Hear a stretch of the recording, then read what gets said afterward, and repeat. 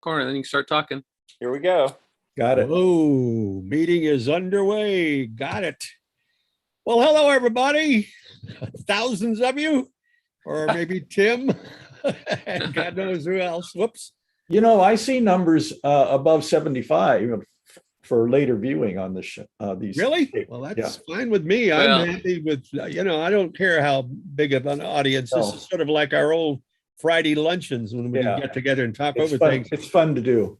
It's the SBAU Astro Hour, once a week, a virtual vlog emanating from our homes by the museum's Zoom account. Thank them very much for that.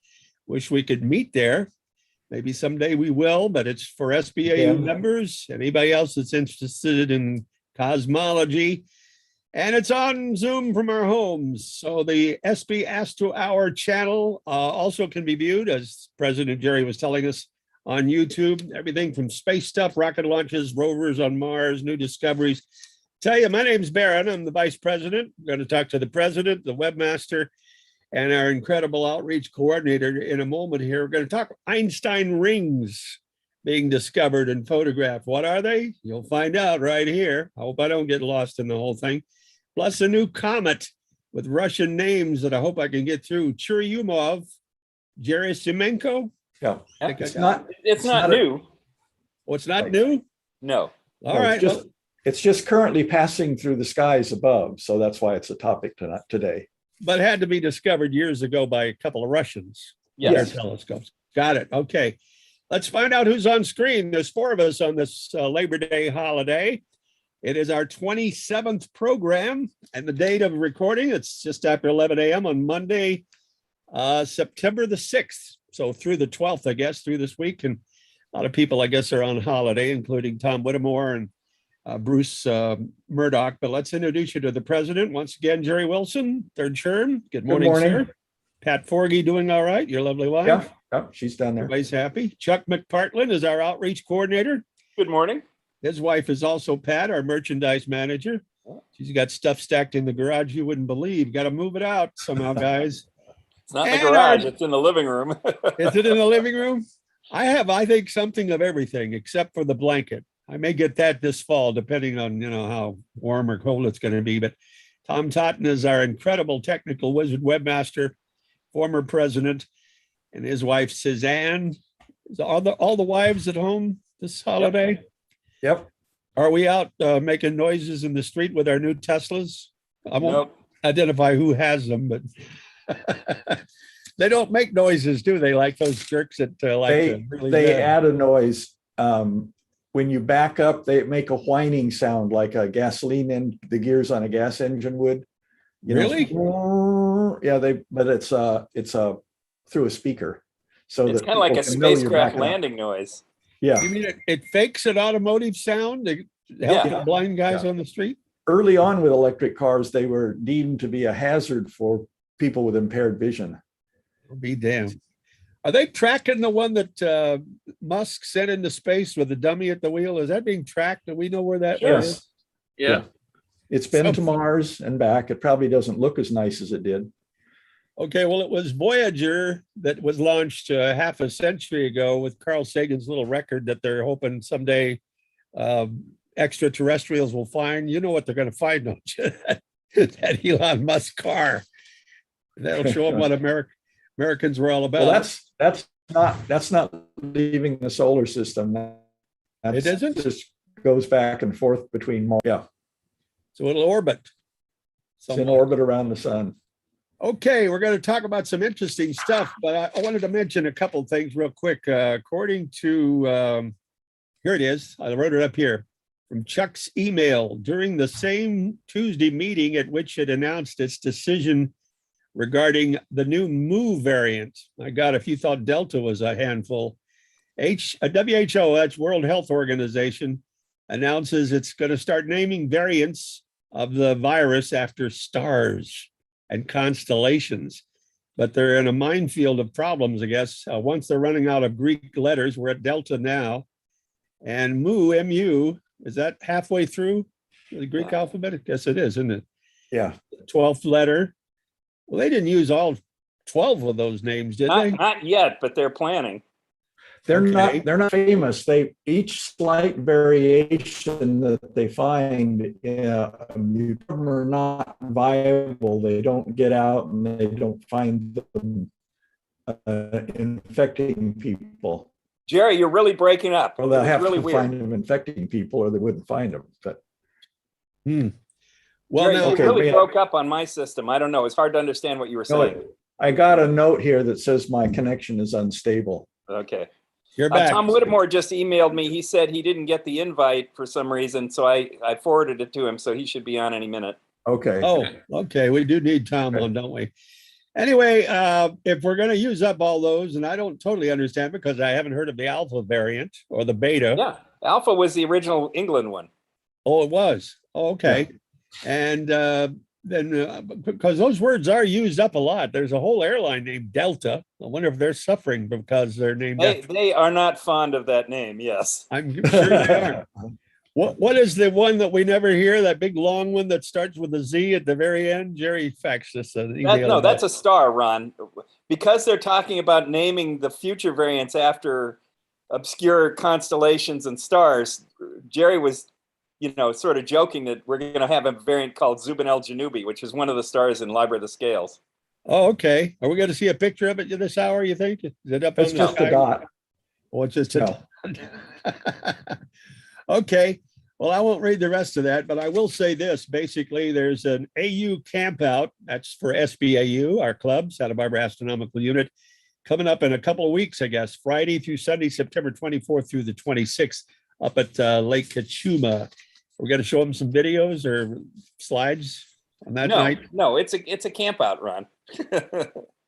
How did the one last weekend, or was it last night or Saturday night? Saturday night, we had a slideshow. Yeah, we had 136 people, so it was pretty good turnout. And Although you- about 20 of them showed up after the slideshow was done, and we had to just give them sort of an impromptu, sky tour. Okay. Well, I ran into Russell Ruiz and his wife Diane yesterday at the German club picnic out at Tucker's Grove, and he misses us and would love to come back. Maybe he's listening at the moment. Do we know, Tom Totten, if Tim Crawford is on board this morning? He runs tomorrow night's workshop, Yes, he is. He's interested in the Rosetta mission to that comet. He wants to ask how they maneuvered to get to that comet and how they maneuver around it.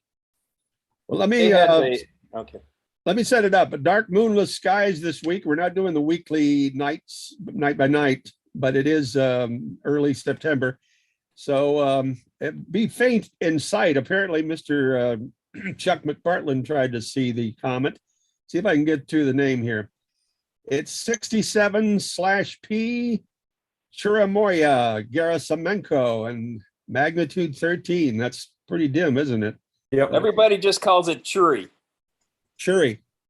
And what year was this discovered? If it's been up there before, it's gone around before, like Halley's, I guess, right? Yeah, that's what the P means periodic. I don't know, it's probably discovered in the 80s or 90s. By a couple of Russian guys. Okay. Yeah, because Chury. they had lots of time to plan the mission to go to it. Yeah. The and the European mi- Space yeah. Agency. Well, your scopes are all 10 inches or more, at least, because it requires at least that. This is not a binocular sighting. No. And it's shaped like a rubber ducky. I've been looking at the shape. It's in Western Taurus, high in the sky, early in the morning. And the Rosetta mission was launched, I guess, from Northern South America, the ESA. That's where they launched from. How long ago, gentlemen, Rosetta? 2004. Yeah. That's an awesome rubber ducky. I got to tell you, it looks more like a dragon to me. Is that two rocks pretty much melded together? to Yes. form one? It's a bilobe shape where two objects seem to have come together in a gentle collision. And that's a real photograph we're looking at on screen. Yes. Yeah, it was up close. We even have photographs you'll see later on taken in a canyon on the comet. I didn't think you could see the nucleus because of the stuff that's. This is from the spacecraft, Ron. The spacecraft was orbiting quite close to the comet. Yeah. Oh, I see. So it's past most of that flurry of whatever it is. Is it water vapor mostly? Well, yeah. There's a lot of Okay. stuff it's spewing out, but it wasn't super active. They went to it before it got in close to the sun. That's why it took so long to get out there. Here's the date, 3/2. That's March 2nd, 2004. They launched Rosetta. Yep. Comet was close to perihelion. Is it close now, or where is it now? Does this tell us? Amazing stuff. Historic first all over the place. About That's about the mission. Yeah. that's the mission to get there. Yeah. What is Cheops? That's the name of a boulder that they see on the surface of Tom, those pictures you're showing need explanation, and we're not up to that yet. Interesting photos, though. Was that the boulder? No, the boulder, I didn't spot the boulder, so I can't point it out to you. But to describe the comet itself, it's in the Jupiter family comet. Jupiter family comet, originally from the Kuiper belt. It currently has an orbital period of 6.5 years. Its rotational period is about 12 hours. And it has a maximum velocity of 135,000 kilometers per hour, 84,000 miles per hour. So this is its first return since we visited it. Yeah. Introducing it on my screen. Let me introduce our newest member. You got your invitation, Tom Whittemore. Are you? Well, I got it from Chuck. I never got it from Tom Totten. So I don't know what happened. So Just anyway. leave the It went to spam probably. Yeah. Well, Okay, The picture you just put up looks like something I picked up in a doggy bag this morning. We'll get to that. Yeah, right. It has some of the same compounds on it, I'm sure. Yeah. Well, It was- anybody beside Chuck tried to see it? Whittemore, are you putting your instrument? No, I'm a binocular guy these days, or just walking around the house looking at things with my eyes. So you got to have some sort of a holding thing that holds that binocular. No, still. no. Your I just use my 8x42s, my bird binoculars. They're really good. And we have a dark sky up here where I see the Milky Way pretty much every night. So wow. Yeah. You don't need to mention that. I get jealous every time I hear it. It was beautiful the other night. Oh, it's gorgeous. Yeah, Chuck. The last couple of nights has actually been really, really nice, really pretty. I was just going to mention one thing. I know this is not on topic, but the last couple of mornings, I've been up to watch the moon come up. And I think on Sunday morning, the moon came up closer to about 6. And it was really beautiful to watch it because it's going right into a new moon phase. And what you first see is that earth shine glow of the ball of the moon and this little tiny smile. Okay, of the lighted part of the moon. It's really, really beautiful. So Saturday morning and Sunday morning, I saw them, and Sunday was absolutely spectacular because there's almost nothing left on the lighted side we see of the moon, Little So smile. it's a Cheshire cat moon. Yeah, the Cheshire Cat, the old moon in the new moon's arms. Yeah. Or the new moon in the old moon's arms, huh? One of those, yeah. Okay, let me get back to the list of descriptions. Yeah. 3 points to go. Okay.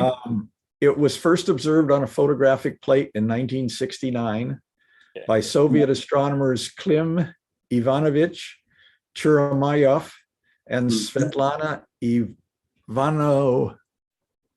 Ivanovna Gerasimenko. After whom it was named. God, I'm not going to go back to those names. Yeah. It will come to perihelion, closest approach to the sun, on November 2 of 2021. So it is, and it was, and you'll see later, the destination for the European Space Agency's Rosetta mission, launched in 2004, and it had on board a lander which landed on the comet named Philae, and it landed on 12 November 2014. So it's the first spacecraft to visit and land on a comet. Wow. I thought it said July 14th, 2014. There's when they went into orbit, and then there's when they dropped the lander. So those are two different things. Okay. That was Bastille Day, anyway. So it rode the comet as it approached the sun, and then they have a thing which I labeled in the paragraph as surface changes, and that was what was observed as Rosetta orbited the comet head while it approached the sun. And you can read that if you can you get that on there under surface changes? Pictures? Are you talking to me or to Tom? Text. Ah, I don't want to do all the talking. Osiris, here's what I wrote. I got from your addendum. July 14th, 2014, the comet was imaged by OSIRIS, which is Rosetta's scientific imaging system, from a distance of about 9,000 miles. I converted, I guess they said about 12,000 kilometers, suggesting the comet may be in two parts, one bulbous, the other elongated. What was that? Wasn't there a celestial body out behind Pluto that was shaped like that? That was, Arrokoth is also a double lobed Mhm. object. Tom, you could show the big picture of the comet in September 2014 as imaged by Rosetta. Yeah, they saw Okay. landslides and all kinds of things going on. Yeah, fractures opening up in the neck region. Boulders tens of meter wide were displaced, sometimes traveling more than 100 meters. And patches of the ground were removed to expose new features. And that was as the sun heated things up and it erupted from the surface. A number of collapsing cliffs have also been observed. I bet they collapse very slowly. Yeah. And one notable example in December 2015 was captured by Rosetta's NavCam as a bright patch of light shining from the comet. You'll see that a little later. Uh-huh. The Cheops is a boulder they found on the comet. And in this picture, Sorry, I don't see lost any track of it. really, it's far away. There was nothing to highlight a boulder there. It looks like it's all a pile of boulders to me. There you go. As is typical for some of these missions, they were giving names to features on the comet, and they went with a theme. So one area of the comet had Egyptian sort of mythological names, and another part, I don't remember what culture they used, but probably Maya or Aztec or something like that. So that's typical of space missions, like on Mars, where they have a person who's in charge of naming features that day, and depending on what their interest is, you get some interesting things. Yeah. Like on Mars, there was they found a meteorite and they ended up calling it SpongeBob SquarePants. Plus, I read there's about 8 inches of dust, a layer around the sucker. Yeah, that's what I saw. Yeah. There's another, there's a picture, the next picture, I think, in this text shows an artist rendition of the comet and the spacecraft dropping the Philae lander. Okay. That Philae lander, you can see the little legs are extended there. Mm-hmm. It had little triggers that were supposed to fire when it hit the surface and launch some spikes down into the surface to anchor it to the surface when it hit. But it turns out that the ice was much, much harder than they expected. And so it landed down there and it fired these spikes to try to keep from bouncing, and the spikes just ricocheted off. So the whole thing bounced about 3 times before it stopped. And then they had a hard time getting a signal from it because it had wedged itself into a little crevice. Ah, that's the one I was going to ask. And so it lost its power, couldn't get sunlight. Eventually, yeah. Okay. And how have they resolved that? Have they got it back operating somehow? No. It's It was only glitched meant to out. operate for a short while anyway, Yeah. but And a couple of times the sun shone down into the crevice, and so the batteries charged up, and we got some pictures. So Wow. you can go through the list of mission firsts if you'd like.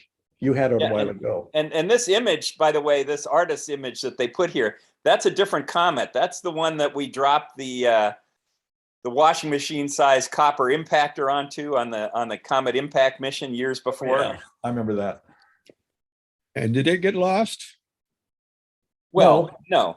They They dropped a thing that basically was a bomb, not really a bomb, but just a projectile onto it. a heavy mass. I think it was 900 pounds of pure copper or something. Yeah. And the spacecraft launched it ahead of itself, and then it smashed into the surface, and it was supposed to produce this giant spatter plume.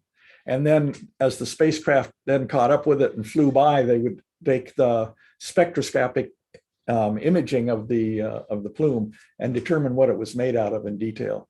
Yeah. And I forget whether the outcome was exactly what they planned, or less spectacular or more spectacular. It was pretty spectacular. Okay, The but results were that the isotope ratios weren't what they expected. So Yeah, that's right. And on this one too, the isotope ratios in water are different than on Earth. So the comets are not a sole source, if any, of Earth's water. But the one that was, you're talking about, I forget the name of that comet where we fired a copper slug into it.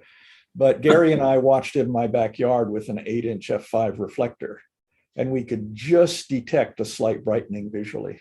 Yeah, a bunch of us were up on West Camino Cielo to watch that, and you could detect about 15 minutes or so after the event, you could detect a slight brightening. Mm-hmm. Really? Barely noticeable, but unmistakable. Yeah. Do you save these images of your own? Do you video? Oh, no, we were just looking with an eyepiece. We didn't have any images. Tom, don't feed the weirdos.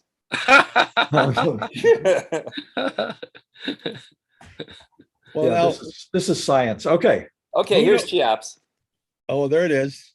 Yes. That had to be another asteroid joining this comet or something like that. That couldn't have been part of the original, right? It's the big conglomeration of rocks. Well, you know, the original is kind of a rubble pile with ice in there. So as the ice goes away, you can have all kinds of leftover chunks. And it's several kinds of ice too, you know, CO2 and H2O. The under physical description, there's a false color image of the comet outgassing. And the plume is what they looked at to get ratios for water. And it's not the same kind of water. It's heavy on deuterium or something. I don't know which way it goes. I think you're right. I think it's got more deuterium in it than Earth's water does. Not that one, the next one down.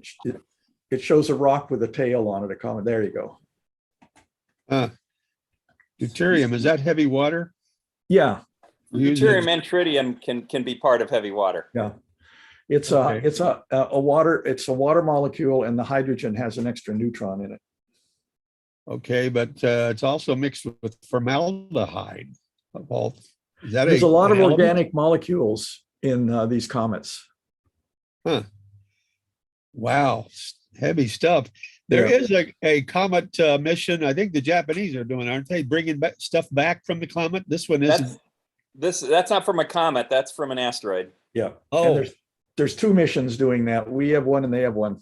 The Japanese one has already come back with its samples, and ours is still on the way back.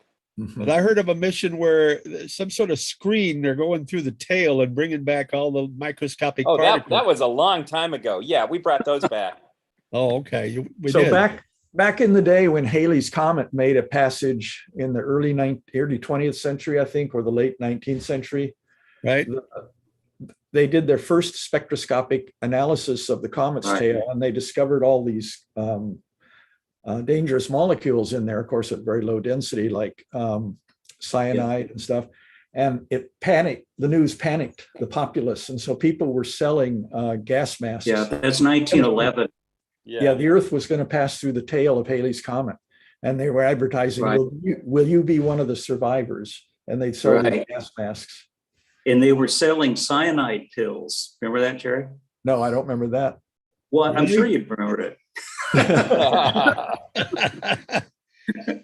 Well, what that would make for a yearly meteor shower if we pass through Halley's Comet every year, just like the Leonid. We pass through its tail twice a year, actually. Yeah. Do they call it the Halley's meteor shower? Well, it's called the Orionids is one of them, and the other one is one of the Lyrids, I think. Yeah. Huh. Yeah.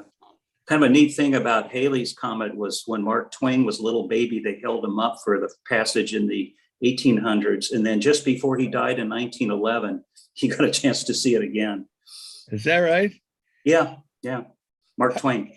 For a century or two, that was the only comet we see, or did they see many over the years? No, there's always been lots of comets, Ron. Yeah. Right. Yeah. But haven't they mistaken them for stars? And no. In the addendum I sent, there's a website. Can you go to that? Go between the pictures, because that shows some pictures from the surface. Uh-huh. Yeah. Ron, we have a comet in our kitchen in the cupboard. Yeah. We have a can of that too. I have one out in my garage. It's definitely an old car, let me tell you. Can I read this? Jerry, I might have lost that addendum. It's an email. Yeah, I got it. All right, here it is. Okay. Oh, I actually had that open. Okay, hold on. What am I looking for here? Very extemporaneous program we run here. There's not a lot of planning, but that work makes it work for as far as I'm concerned. Yeah, you should see our chaotic rehearsals. At some point, I'll let you know some European firsts on this mission. since Okay. you sent them. This is a distant photo. You can see the bilobed stuff. Click next to the right. Okay, rubber ducky This from shows hell. the orbit of the Rosetta. Uh-huh. Okay, let's go on. There's not a lot of legend there.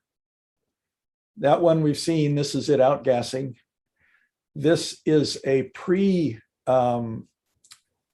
construction of what it might look like from before the probe was launched, and we had pictures of it. So, and this is us approach. This is it being approached. Next. Then this one is very similar. It's a one aspect of the bilobedness. So it's really basis two large masses that are kind of held together with a lot of stuff between them, all held gravitationally very weakly. Next, another angle on it. I still don't see a boulder there, but anyway, maybe it's just one of the, I see a lot of little boulders. Yeah, it's one of the ones that looks little in this picture that's on one of the plains of dust. Yeah. Yeah. Okay.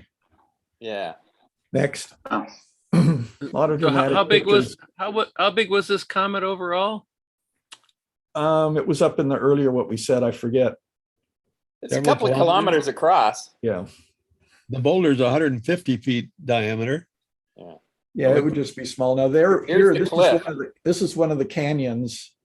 It's either taken in Yosemite or it's taken on the Comet PC. So it kind of reminds me of the north face of Half Dome. Half Dome, yeah. If you were to jump off of that, you would probably not be hurt by the stop at the end because you'd hit in 8 inches of dust and you'd probably fall very, very slowly. Yeah. Matter of fact, you might be able to jump back up to the top of the cliff. I think Philae bounced like 200 meters high. Yeah. There's supposed to be stuff like this all over the moon and Mars, but we avoid landing in areas like that. We pick the large, flat. Yeah, it's tumultuous. Our artificial intelligence for landing is not that intelligent. Well, I guess, I don't know. They pick the place and they manage to do it. I don't know. This is the an explanation of the what was it? Surgery. No, the chemical, formaldehyde, Oh, phosphorus bearing molecules found in the comet. So there's different kinds of water in the universe. It's not just H2O. Well, no, Well- Ron, it's H2O, but the H's are different. They're different isotopes. Yeah. Oh, I see. Okay, gotcha. okay, so that I think covers the comet. We can go now to, we're half past roughly. We Yeah, can go that's- to the picture I put up that starts it all. And Oh, that is- the rings around the black hole. No, this is Sir, the image from Oh, 1919. This is the image that Sir Arthur Eddington took with a 4-inch, F25 or something telescope or F20. And it Right. shows the displacement of the stars. This is the actual picture he took of the sun in eclipse. It's a negative. So the dark stuff is actually bright corona. And you can see 2 sets of lines up there on each side of a star to emphasize it. Those 2 stars, he measured the position of those 2 stars relative to each other and relative to other stars that are up in the field of view. And the closer the star is to the disk of the sun, the more it's offset from where it should be if the sun wasn't there. And so that proved that the gravitational field of the sun was bending the starlight. Okay, people doubted Einstein's. This is part of relativity, special. This is the first confirmation of it. Up till then, they just thought he was a crank. It's Because general everybody rel. knew that gravity didn't affect photons. Yeah, it's general rel, Ron. General relativity. Okay, general. Oh, general, different. Okay, special. Yeah. Very different. Very, very It different. used to be called kernel relativity, but it got promoted after the photo. Okay. And then that was then, and this is now. This is a new photograph from the Hubble of an Einstein ring, recently discovered, probably the best ring. those lumps around the ring are actual images of the object. The ring between those dots is the object's image smeared out. It's a very far away galaxy that's directly behind the galaxy in the foreground, which is the one you see as the blob in the middle of the ring. Yep. Now, the next thing down is an Einstein Cross, which is a less complete ring. See, this one has a cross in it, but if you just saw the four white dots, you'd call that an Einstein Cross. But because the resolution is very high in this, you can actually see the rings smeared out. But this one that's in blue and white has the Einstein Cross. It also would have rings around it too, but they're indistinct and they're probably not shaped very well, so you don't see them. And that what's might have been interesting photographed in ultraviolet. what's interesting. Go ahead. Yeah, it doesn't matter what the wavelength you look at it in. A photon's a photon. So yeah, and what's interesting is those are actually four images of the same thing. yeah, And each one of those images took a slightly different path to get to your eye. So in one of these Einstein Cross images, they're actually looking at the same quasar. And in one of the blobs, they saw some variation. And then as they kept watching, in one of the other blobs, that same variation showed up, the same blinking or winking of it. And so they could now say, okay, the path length on this one was so much longer than the path length on the other one. Let's watch the other blobs. And then they saw the other blobs the same way. And so they could figure out the path lengths that the light had taken from the same object in the back as they were imaged as they passed around the mass in the intervening area. And they could get quite a bit of information from that. And then they could know to look in the future for, once they see it here, that it's going to happen again in the other images. Right. So what Chuck, just to recap what Chuck said, the path length for each path is not the same. Right. But why not an infinite number or the rings? Why does it just line up four in a row? Why aren't there any images in between? It can do more. You see on the ring up above, there's a lot of light between the concentrations, and that's the other infinite number of paths. What Tom has got up now is an illustration of the path of the bending of the light and the path length. It shows Earth, and it shows a galaxy in between, which is the really bright disk in the middle.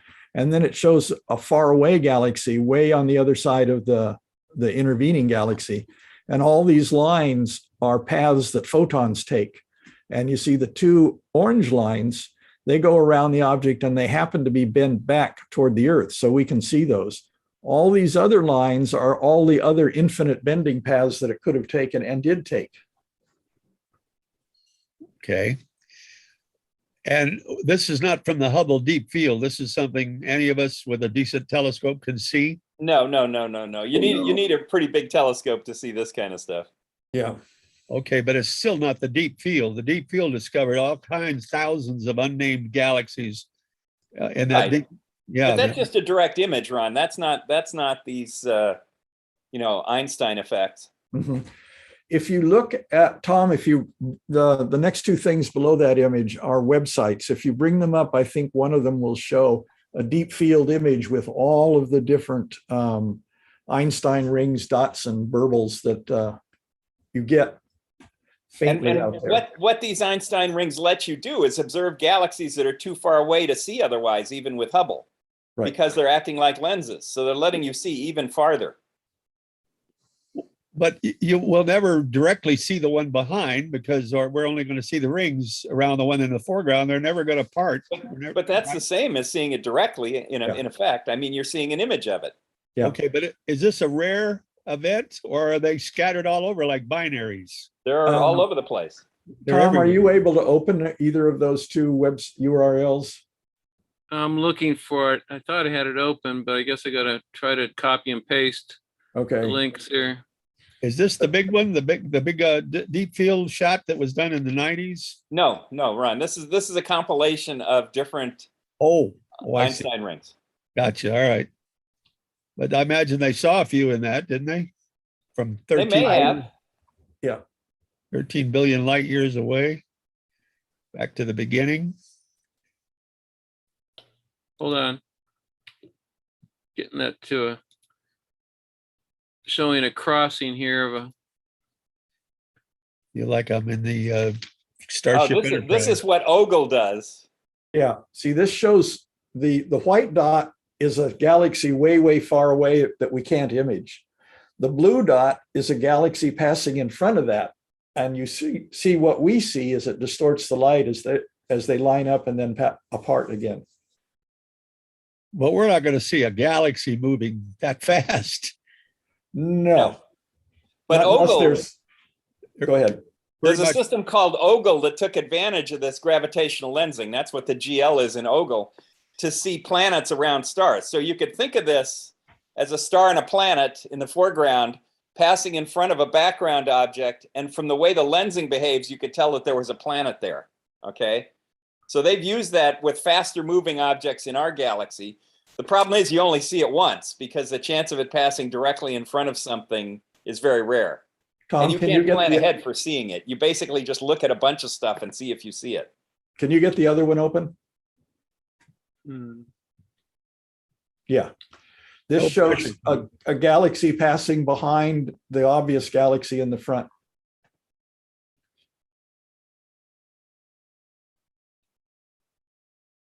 Well, this is computer generated, obviously. They That's don't- correct, yes. Yeah. So that's how a nearby galaxy distorts that. Now, if we make a function for the mass distribution of that galaxy, including all its dark matter, then we can deconvolute what the faraway galaxy looks like, and we can generate an image of it. Huh. So we can Yeah, all put the image information's back in that light. It's just been distorted. Right. And if you map the foreground galaxy, then you can undistort it. Well, if those suckers are all over the sky, how did the early astronomers explain it if this was pre-Einstein? Ron, this takes really big telescopes to see. Yeah.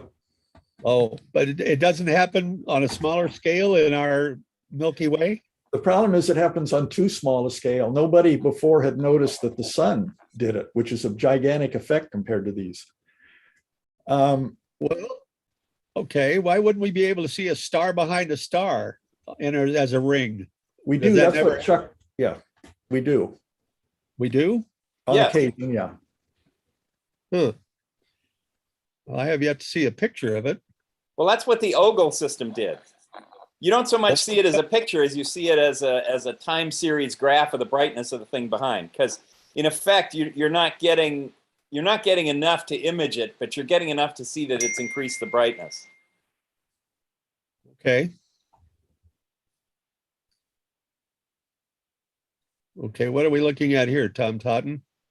This is the Ogle thing. So here you can see you Oh. just get a graph of a sudden brightening. And you tend to get two. There's a main blip and then there's a shoulder blip that's the planet when you find planets this way. Okay. Tom, one of the images I sent you should show the Hubble Deep Field image. Do you have that? Oh, the one, yeah, this one. Oops, I'm not sharing yet. Hold on. Got to share it. There. oh, there we Oh. are. Now look at all the little blurps and bubbles from galaxies passing in front of things. There's all sorts of lines in here, distortions. And they tend to be blue. What tends to be blue? These rings quite often. Oh, They look bluish.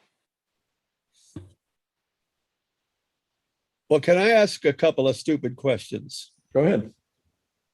Is light, when it's traveling, it has no mass? No, when it's traveling, it has mass. Oh, it does have mass. Yeah, it doesn't have rest mass. Okay, it picks up. Well, how would you weigh it if it's going 186,000 miles an hour? You let E it equals slam MC into you. Go ahead. Go Well, ahead. E equals MC squared, Ron. Energy has an equivalent mass. Yeah. Okay, but my question is this: is it affected as much as regular mass by gravity? Does it? Yes, that's how this lensing occurs. Right. My You detect it by letting a photon hit you in the chest and then you stagger back. And how far you stagger back is how much mass it had. I just really don't understand, gentlemen, why the heavens are not one big funhouse hall of mirrors. There's They are. That's what we're seeing here. Olbers covered that. Yeah. but we're seeing we're looking at galaxies that are supposedly right there, a straight line between them and us. There's no way a light wave could get to us in a straight line, is there? Probably not. But every mass is distorting it somewhat, but most masses are so small they don't distort it enough for you to notice. Yeah. I mean, you're bending the light coming around you, but we're not seeing it because it's a teeny, teeny, teeny, tiny amount. Yeah. Okay. Light is following, you think of the rubber sheet analogy where you put a bowling ball on the rubber sheet and that's gravity. Light, in effect, has to follow the surface of the rubber sheet. Okay. Yeah, I understand that. In that rubber sheet universe, a straight line is called a geodesic. Yeah. And light must follow a geodesic. And in the real world, that's happening in 4 dimensions, but to picture it, you can do the rubber sheet. Right. Right. Yeah, I understand that. And gravity dissipates as it goes out. 1 over r squared. Okay, right. I just don't understand how we can see anything with this concept, because the light, especially the distant galaxies that are early part of the universe's being 13 billion light years across. Well, space is mostly empty, Ron, so that light can come to us in a straight line without having gone past very many masses. Mm-hmm. Really? Empty except for gravity. That rubber sheet goes out that far, doesn't it? Yeah, but it's 1 over r squared. So except for the voids. Yeah. Well, you know how far you can see in general is that you can see to the nearest object. Yeah. And because space is mostly empty, some of those nearest objects are not so near.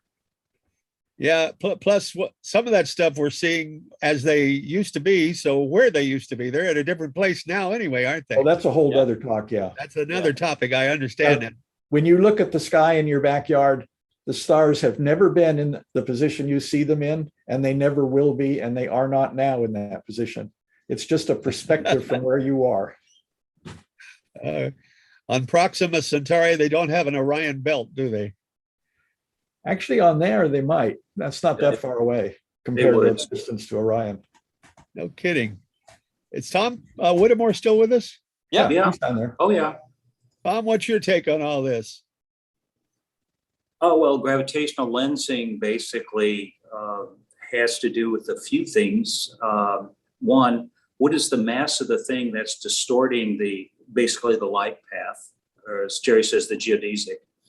The other thing is that, so in the numerator, when you look at the distortion, and the sun gives about 1 part in 10 to the 6 distortion on a light path, the numerator is the gravitational constant, capital G, okay? Mass is upstairs. Downstairs is c squared times r. So also the size of the thing distorts, but it goes as 1 over the size of the thing. So the closer the star could be to the object, the more distorted it would be, okay? And when I say closer, I mean closer in terms of the path it takes around that object, okay? So there's a couple of things that governs the distortion of the light path of the light that's coming from behind something.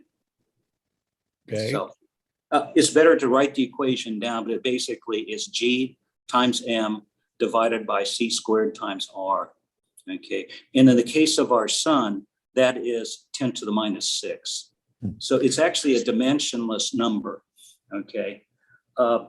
These big galaxies, okay, have huge masses, but again, the stuff they're trying to distort is extremely far away, okay? I believe that the Earth's distortion capability is something like 10 to the minus 9, if I remember right. But it would be sized against basically the size of the Earth as compared to the size of the sun.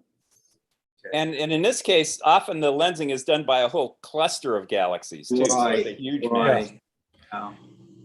Yeah, it's amazing. It's an amazing detection scheme, as Chuck said. You could also detect planets. You know, planets doing this.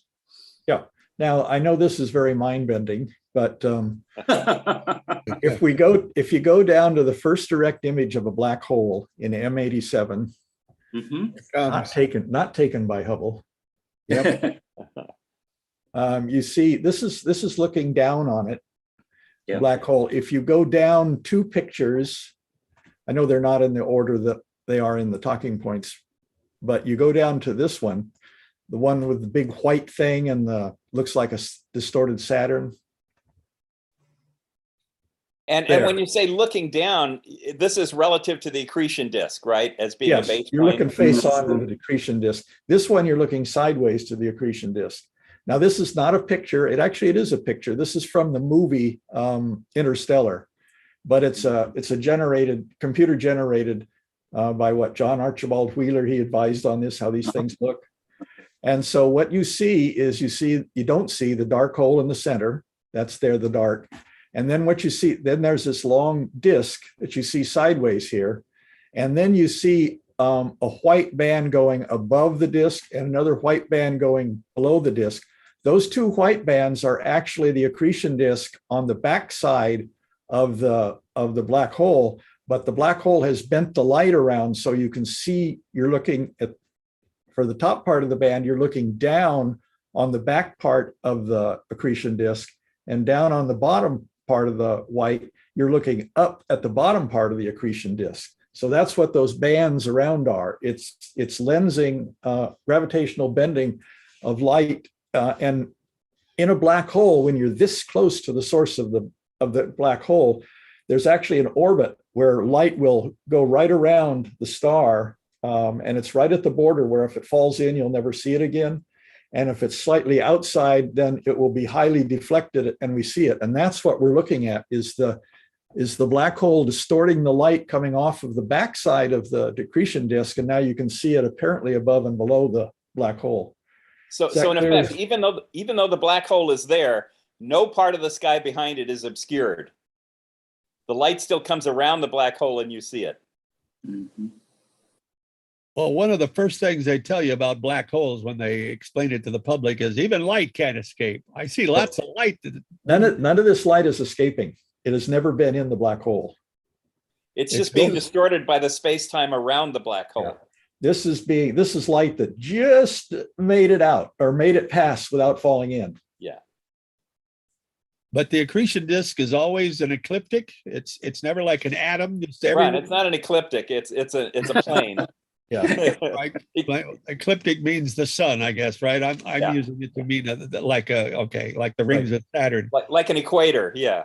Yeah. Okay. So yeah, the conservation of angular momentum causes the infalling stuff to form a disk, just like the stuff around Saturn, and like our solar system, and like our galaxy. But in doing so and going in, there's so much friction that I guess a lot of X-rays and gammas do escape, do get away. Before it gets in. Yeah. Good segue. Good segue. The next picture shows lensing in X-ray. Aha. Good old X-rays. I feel like I'm at my dentist. You would have a very big cavity. I know they have to leave the room, and that makes me scared to death. What are you leaving for? You're leaving me here alone in this chair? What is that? Wow. This is showing, I guess it would be called an Einstein triangle. ABC. A triangle now. Yeah, because there's 3 points you can see. So, and this was measured in X-ray with an X-ray telescope. And we will talk about X-ray telescopes next week. I'll make a session up on that. Oh, cool. As it relates to regular telescopes. Good. So, yeah. And it's quite an exotic technology. I know Tom is very familiar with it. Right. Mm-hmm. Yeah. Well, X-rays are photons, but they're at a very fast rate of speed, a lot of energy, right? Same speed. Same speed. It's the rate of whatever it's. Oscillation. Oscillations. Yeah. All right. Yeah. Radiation. Yeah, Ron, more energy. Same speed, but more energy. But they're just as vulnerable to a black hole as lower rated below the solar spectrum. The radio waves that you and I used to be on. Remember those radio days? and I did get a texted question from Tim, and he was asking what effect does dark energy have on this? And I said, and correct me if I'm wrong, but I said basically it doesn't have much at all, other than stretching out the wavelengths from the expansion of space. Yeah, so that's an indirect effect. Yeah. So let me give you an image that might help or it might not. Suppose a car is going down the street. Two cars are going down the street, one in front of the other, and they're both doing 30 miles an hour, which is the fastest cars are allowed to go in this universe.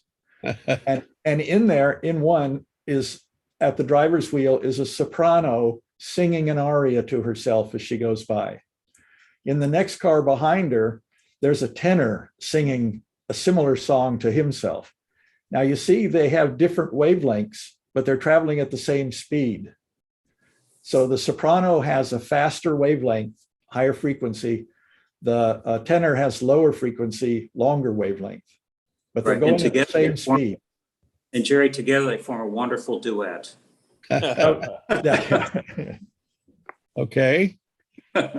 You're not going to get that. You're not going to get that railroad effect. Ding, ding, ding, ding, ding, ding, ding, ding, ding. That's in there too. Oh, it is. Yeah, Okay. but we're not talking about that right now. Oh, I Right. see. Okay. Okay, Tom had put up some questions that Tim and Jim Williams had, like why do so many comets have peanut shapes? And that's because there's bits and blobs of different density in there, and they erode at different rates.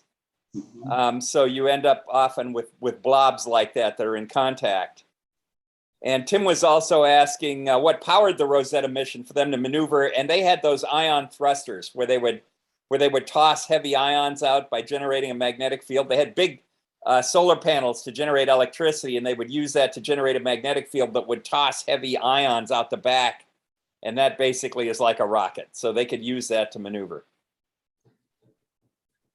Would it be fair to say that any of those big chunks of rock, whether they're comets or asteroids, did not form, if they have such limited gravity at that size, out of just coalescing gas and dusts?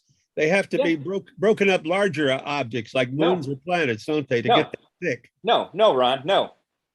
Why? I mean, can you? Any piece of stuff has gravity and can have something else stick to it by gravity. So And become a chunk of granite? well, granite is heavily processed rock. Right. I mean, Well, I mean, I'm using granite to mean something so solid. Well, you've seen meteors. Silicate grains can accrete into quite Really? small objects that never differentiate. If they get big enough to differentiate, and you're seeing stuff that isn't chondritic with little chondrules in it, then you've got something that originally came from a differentiated body. But some of those pieces of stuff are just undifferentiated. They're so small they never melted or anything, and they're just blobs of individual little pieces. If you find a meteor that was granite, then you know that came from a planet one time that had similar geological processes to the Earth, because granite is a produced rock in the Earth. We do get meteorites that are nickel iron. They're solid, and they came likely from a differentiated source. That means a planetoid or something that it had a core, and now you're getting a piece of that core. So that's something that broke up. But there's all sorts of things that never congealed. Most of the asteroids are things that never congealed into a bigger body because Jupiter's tidal forces wouldn't let it. It kept pulling it apart. So they should essentially be like a ball of sand. A lot of them are like that. And the first thing that, back in the days when they first realized that an asteroid could hit the Earth, they said, well, we'll just send a nuclear missile up and blow it up. And then someone pointed out that some of these asteroids are just like a big pile of gravel. And you blow them up, then you get hit by a billion smaller ones that's just as disastrous. Right. So yes, that they're not solid. They come in all sorts of different internal strengths and structure. And there are other effects that can cause these things to stick, even though they might be a pile of sand. They may have come close enough to the sun at some point that they get heated up and stick. So there's all kinds of effects. And here's Tom's putting up a nice little illustration there.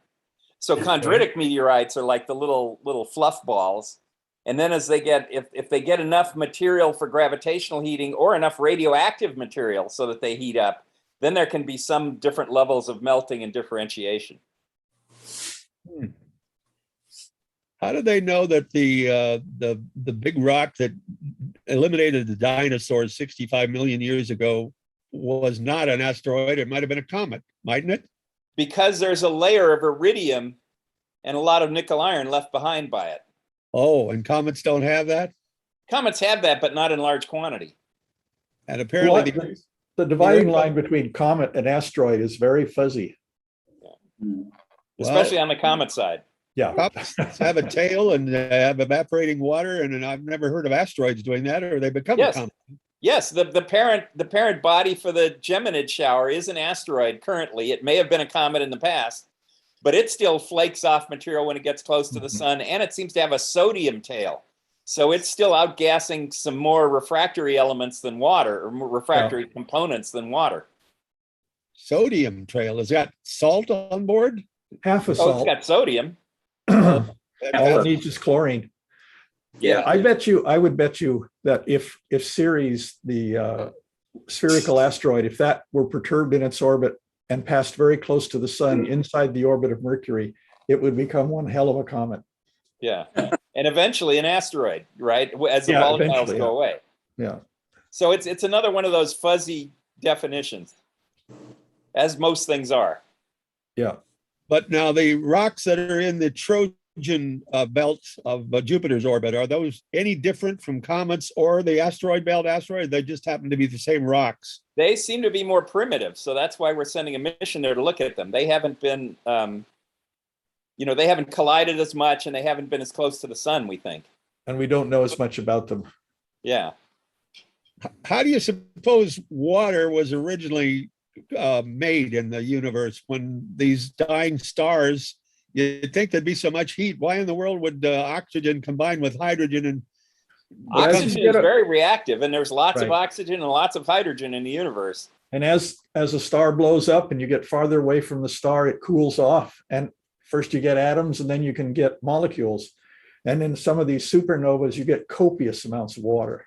Yeah. And just because the water gets heated and turns to steam doesn't mean it isn't still water. Yeah. But I know it just seems interesting to me that water is used to put out fires, and carbon wants to become a fire, and yet It won't put out a sodium fire. Yeah. a sodium fire. Yeah. There's another one. There's not any chloride or chlorine. You'd think salt would be around the universe everywhere inside these rocks, wouldn't you? It Salt. seems to be quite common. Yeah. Okay. Some things get together very well, don't they? Fascinating In fact, stuff. they have found water in a couple of carbonaceous chondrite meteorites because it's within halide crystals, within salt crystals. So that stuff is out there. By any chance, did you know the most common element on Earth? Because I read it recently, and I'd like to see if you know what it is. In the core of the Earth or on the surface of the Earth? I just in the Earth, probably surface. That's where we are. Well, surface is silicon. I'm going to best silicon or oxygen. Yeah. Right. I think silicon's the answer, Chuck. Yeah. No, it's oxygen. Ah, okay. At least according Oxygen. to, thank God. And I don't even have COVID, so I'm not on a ventilator. Yeah, God knows. a lot of it's bound up in stuff, though. You got to break it away. We got about a minute or two. What is this Mu variant? Is it a new one? This is really speeded up Darwinian evolution, isn't it? Exactly. Yeah. How come There's a animals big don't- pool of unvaccinated people, and they are just producing this stuff. Yeah.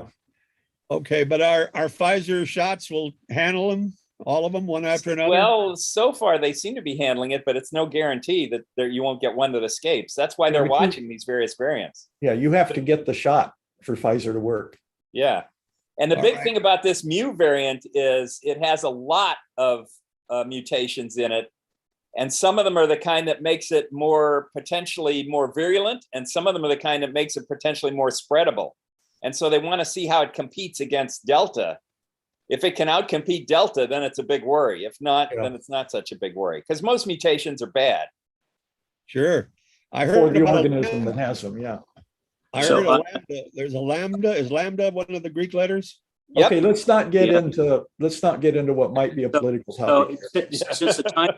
since the time is limited, I just want to say that there got some sad news. Maureen just handed me the paper copy of the New York Times this morning, and Carolyn Shoemaker passed away. Yeah. I don't know if you guys knew that. Oh. August the 13th, and she was 92 years old. And, she was half of the Gene Shoemaker Carolyn Shoemaker team that hooked up with David Levy to discover, the comet that whacked Jupiter back in '94. Yeah. And she discovered hundreds of asteroids on her Yeah. own Oh, and, yeah. and something like 24 comets. And Wow. Chuck, she started doing this after she was 50. She's just an Yeah. amazing woman, amazing scientist. Yeah, she was a school teacher. Yep, yep. Yeah, and I remember some years ago, Maureen and I were first here to be with her mom. Dave Levy came down. Remember that, Chuck? Gave a talk Yeah. to the club. And we set up telescopes, and I have the honor of saying that David Levy looked down my 8-inch homemade. He looked in my scope too, and there you go. I was showing a star in Ursa Major that had an exoplanet. Pretty cool. Yeah, yeah. Well, it looks like we've run out of time, gentlemen. We even went over a little. That's okay.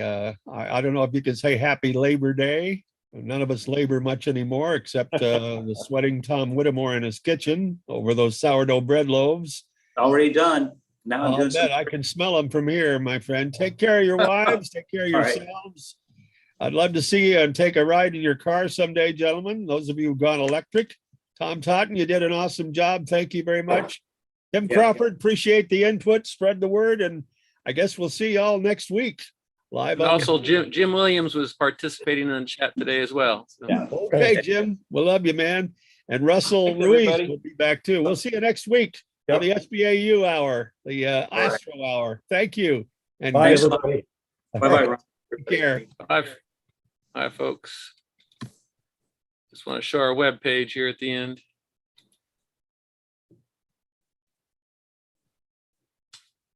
Don't forget Facebook and Twitter. All right, time to go.